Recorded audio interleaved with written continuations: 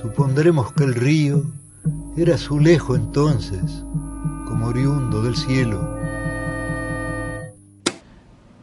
¿Qué harían si construyeran o si se encontraran con una máquina de recuerdos?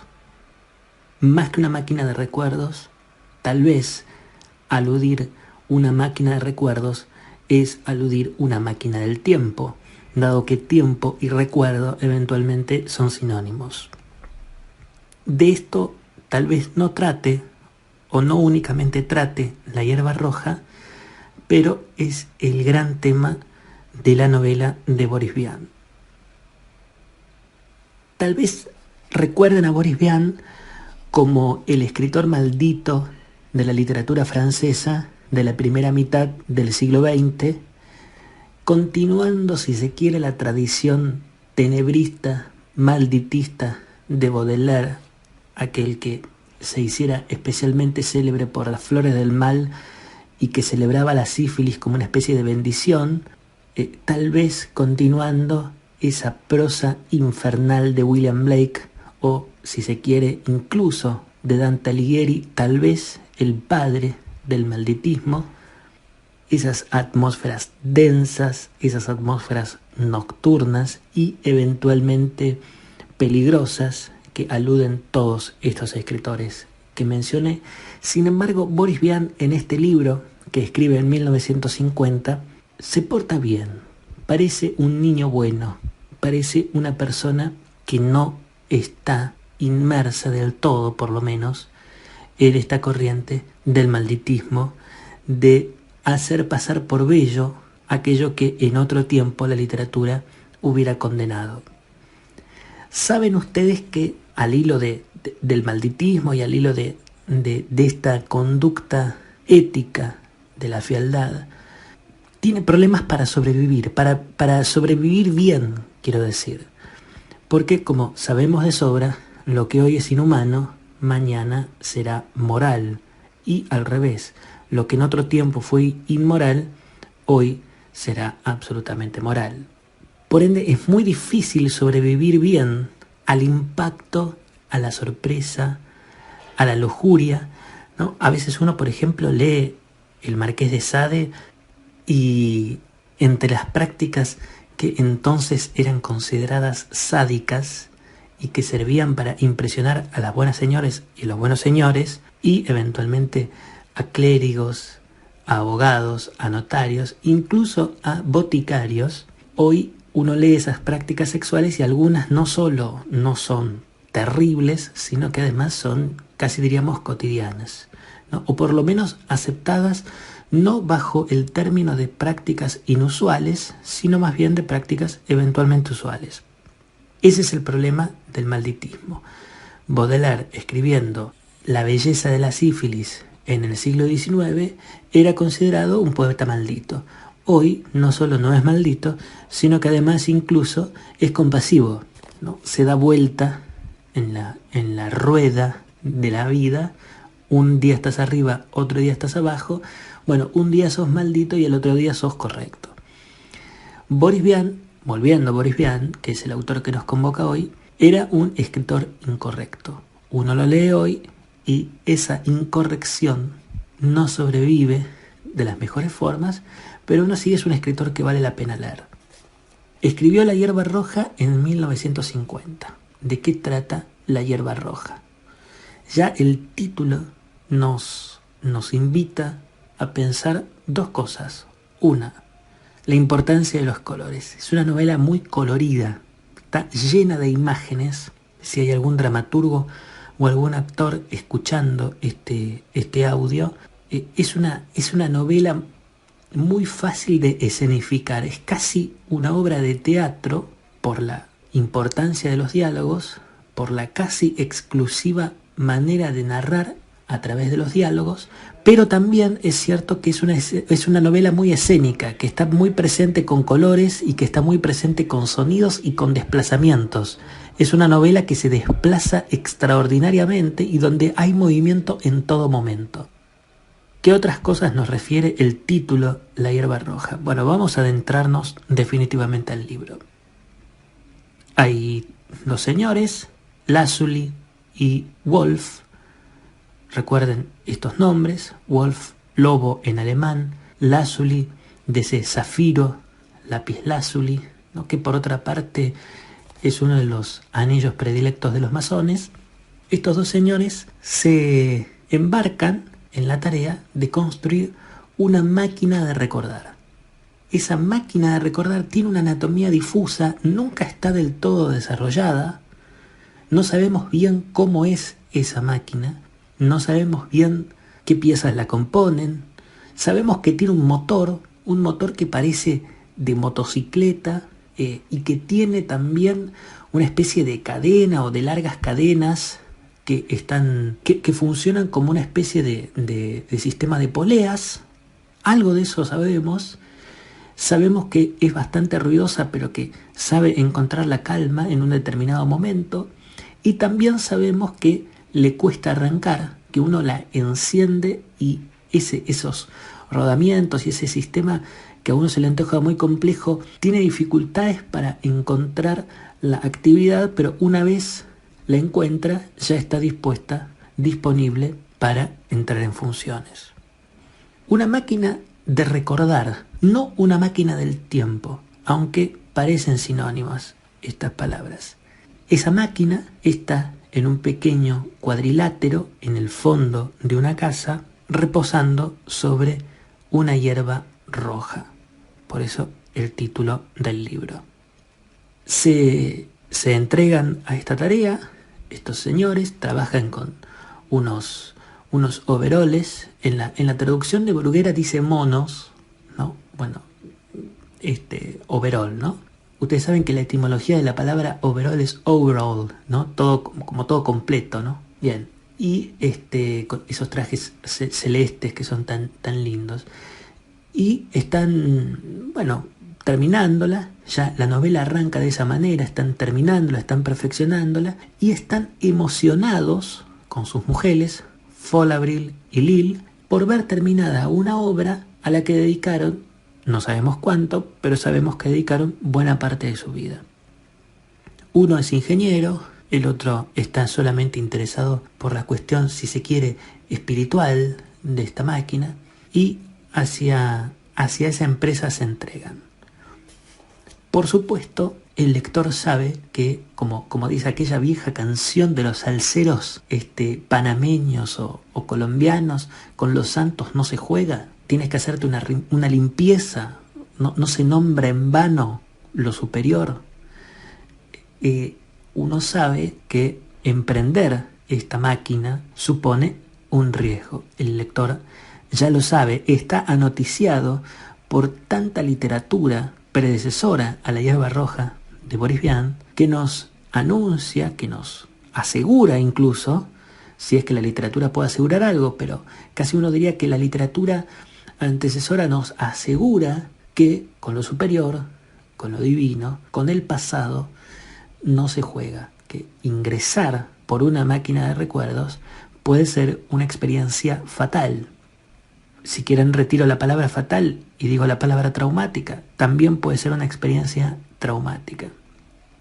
Voy a continuar con este último punto y voy a dejar atrás todas estas pequeñas partes que componen una novela que Borges llamaría ripiosas, ¿no? Que incorpora elementos que no son tan sustanciales, porque hay una trama entre estos matrimonios, hay una relación de amantes, cosas que no tienen demasiado que ver con lo que yo quiero decir y que tal vez sean interesantes para leer, pero no necesariamente para escuchar, porque esas cosas son tan habituales y son tan cotidianas que no vale la pena detenerse, pero sí en esta experiencia de la máquina del tiempo. Por supuesto que uno que leyó La máquina del tiempo de Wells sabe que esto puede ser tomado como una especie de modificación por parte de Boris Vian, porque los personajes no van hacia el pasado para vivirlo, no van hacia el pasado para formar parte de ese pasado. Esta es la diferencia sustancial entre una máquina del tiempo y una máquina de recuerdos. Boris Vian no construye una máquina del tiempo, no va hacia el pasado para vivir el pasado, para protagonizarlo. no es una máquina que sirva para corporizarse. Los personajes no van 10, 20, 30, 40 o 100 años atrás para vivir un determinado evento histórico. Los personajes construyen una máquina de recuerdos, es decir, que abarca la propia vida de los personajes. Esta es una diferencia clave, porque una máquina del tiempo sirve, por ejemplo, para que yo vaya, supongamos, al 1810 y vea la Revolución de Mayo, ¿no? No solo no existía yo entonces, sino que tampoco mi padre, mi abuelo, mi bisabuelo, ni mi tatarabuelo. Es decir, una máquina del tiempo sirve para vivir una experiencia incluso en la ausencia de uno mismo y de sus antecesores. Una máquina de recordar no es así.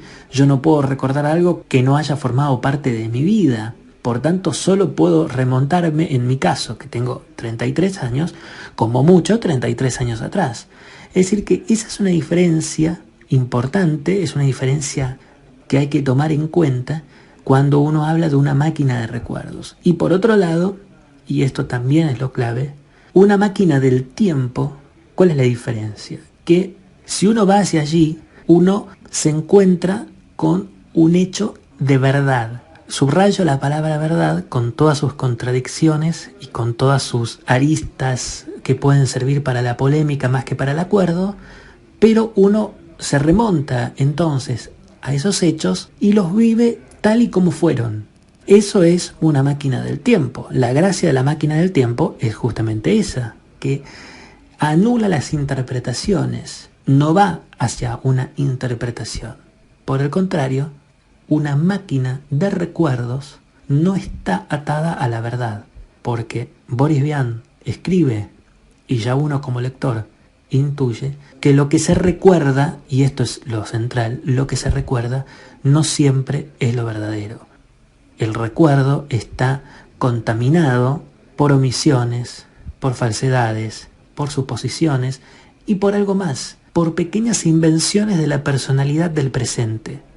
Este es el elemento importante. Los recuerdos nunca quedan en un estado primigenio, los recuerdos nunca quedan en un estado invulnerable, no quedan inmodificados, están todo el tiempo modificándose y esas modificaciones a veces son voluntarias, pero la mayoría de las veces son involuntarias.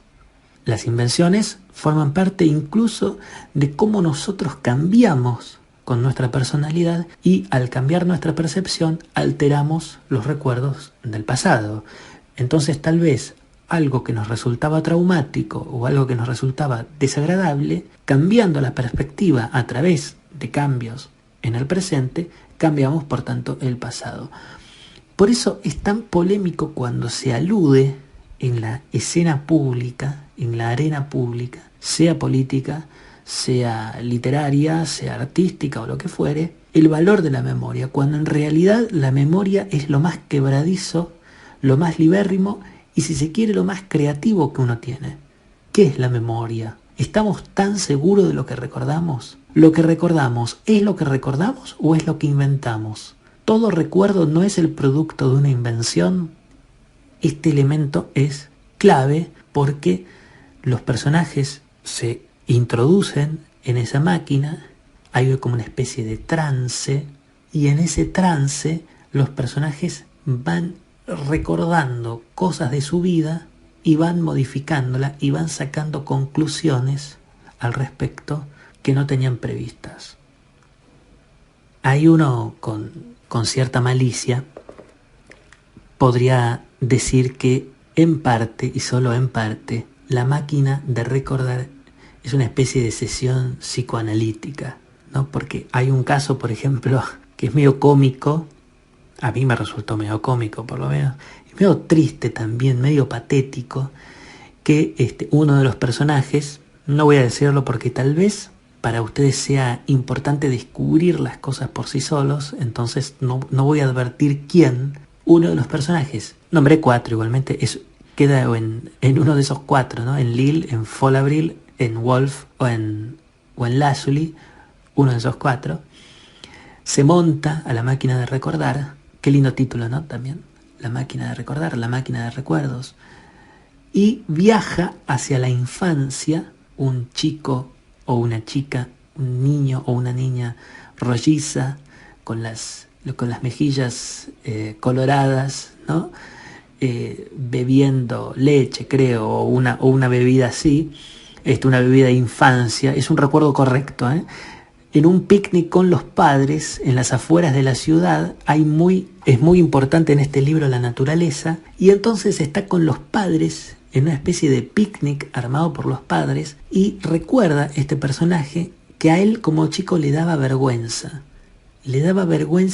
la belleza o la supuesta pureza de la familia. Acá vemos el malditismo, la incorrección de Boris Vian, ¿no? Como que le daba asco incluso esa escena, y que no podía perdonar que los padres lo hayan sometido a esa experiencia de familia feliz en un picnic con un mantel, ese mantel blanco y rojo, ¿no? Encuadrados como si fuera un tablero de ajedrez, típico, la escena típica familiar, y cómo eso termina influyendo en sus relaciones posteriores y en su ulterior concepción de familia.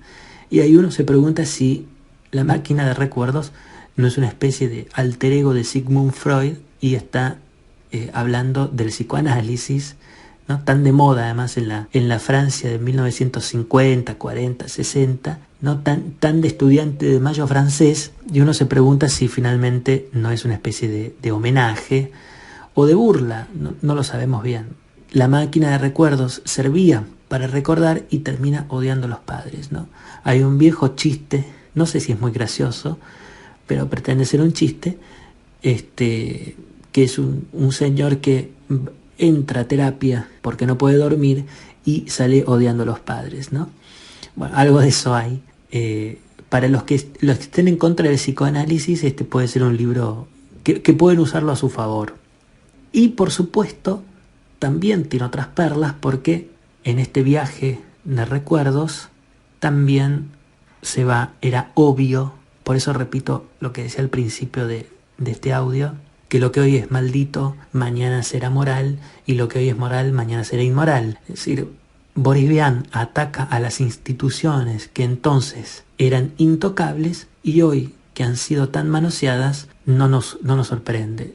Era obvio que la máquina de recuerdos serviría para denostar o para golpear a la Iglesia.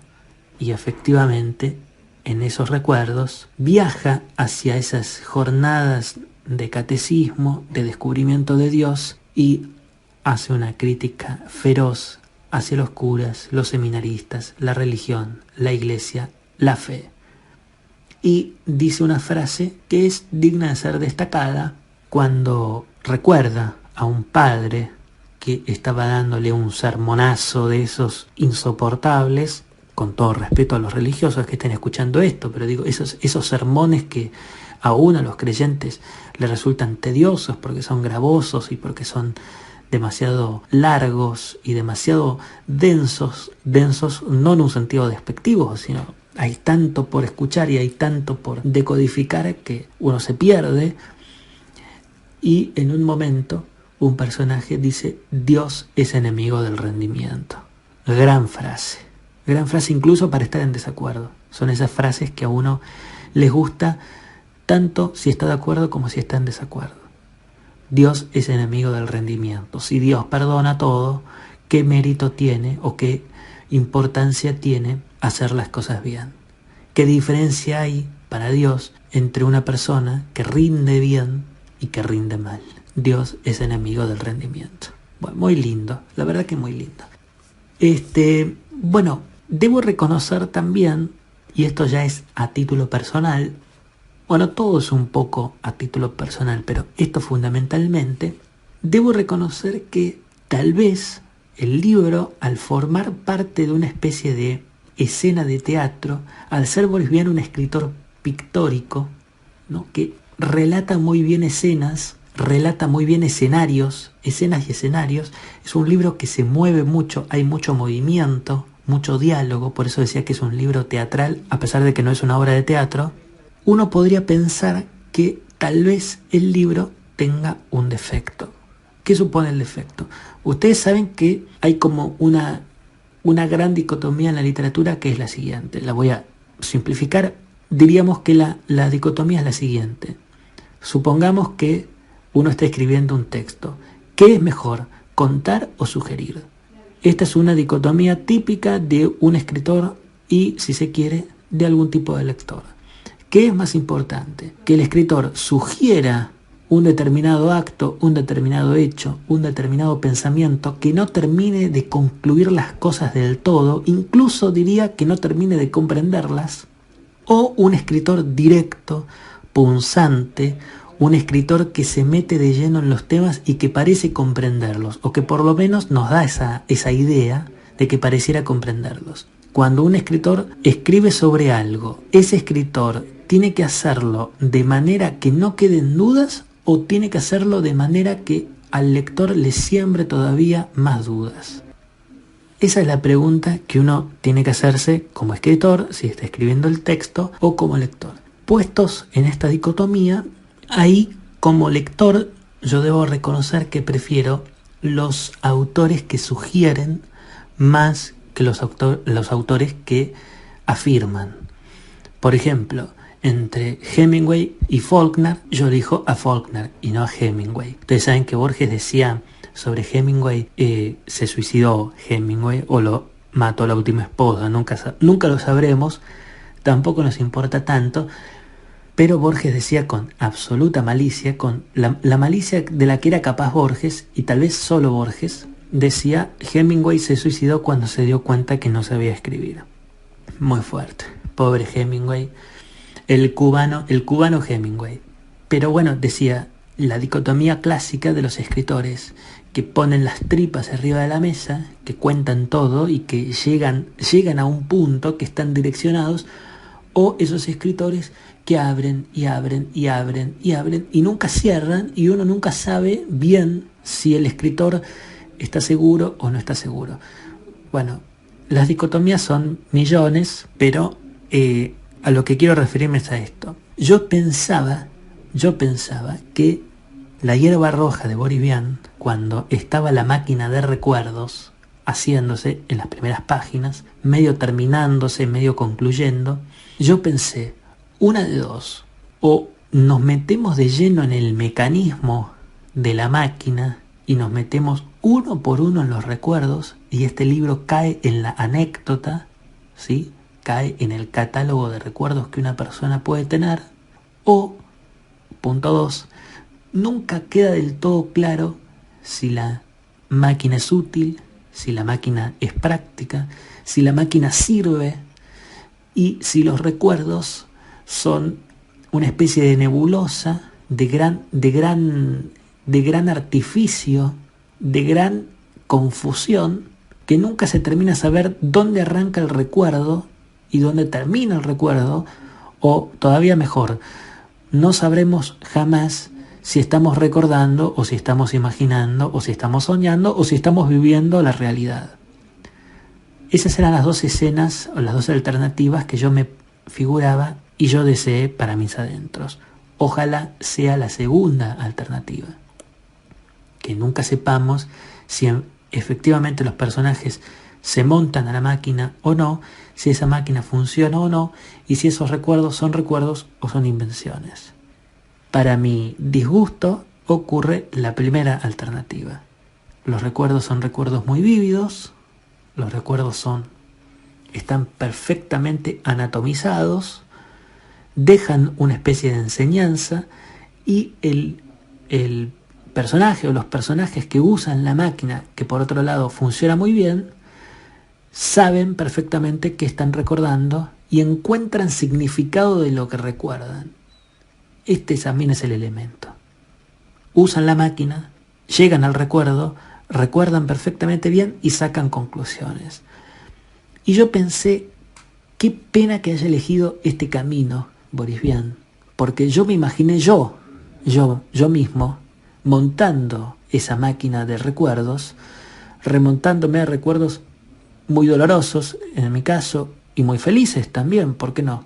Porque uno en una vida humana tiene esos dos recuerdos. Está siendo injusto si solo recuerda un tipo de recuerdo, ¿no? Uno tiene recuerdos muy felices y muy tristes, y yo me imaginaba montándome en esa máquina, recordando mis momentos más felices y más tristes, Y sobre todo me recordaba, o me gustaba pensar que yo estaba recordando absorbido por la emoción.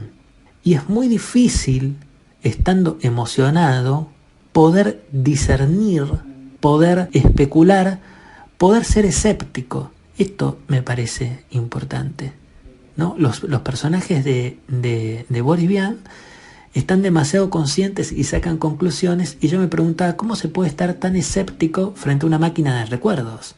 Me imaginaba yo, por ejemplo, recordando, voy a poner un recuerdo tonto si se quiere, pero no lo sé, el primer beso, o qué sé yo, la primera vez que vi a mi equipo campeón de fútbol, supongamos que descubrí esa experiencia, que un equipo podía salir campeón y que había festejos al respecto. La primera vez que memoricé el himno, supongamos, si ese fuera un buen recuerdo. Tal vez no, tal vez el argentino sea una desgracia, pero...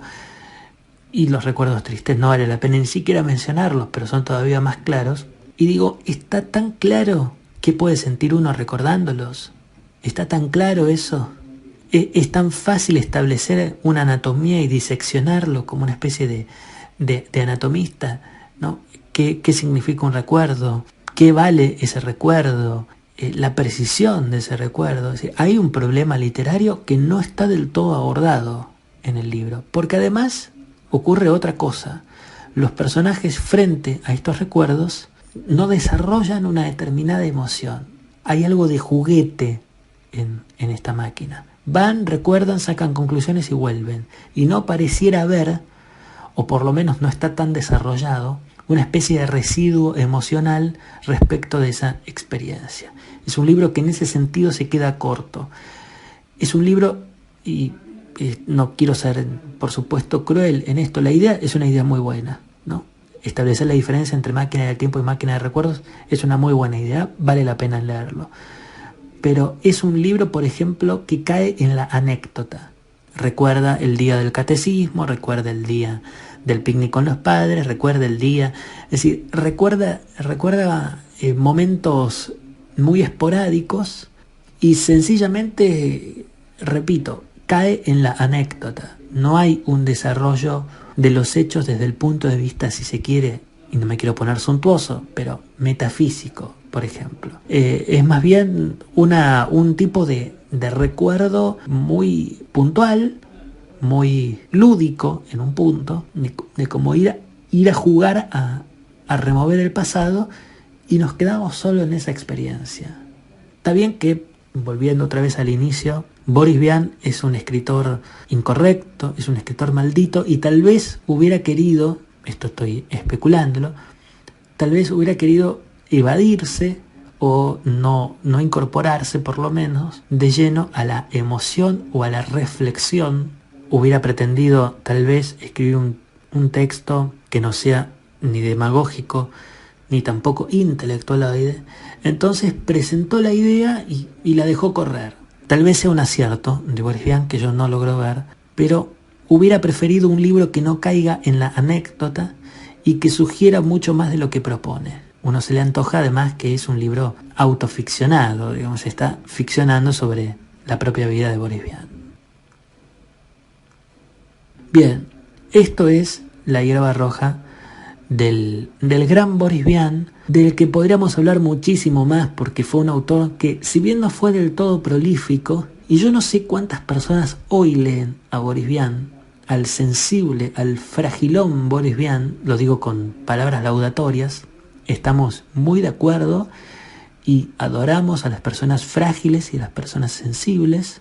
Por eso la crítica a Boris Vian es una crítica respetuosa, incluso amorosa, pero ignoro cuánta gente lee hoy a Boris Vian, en su momento muy leído y muy celebrado.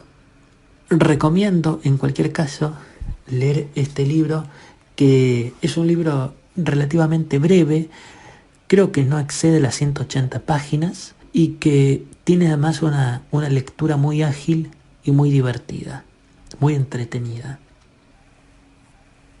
Esto ha sido todo, amigos.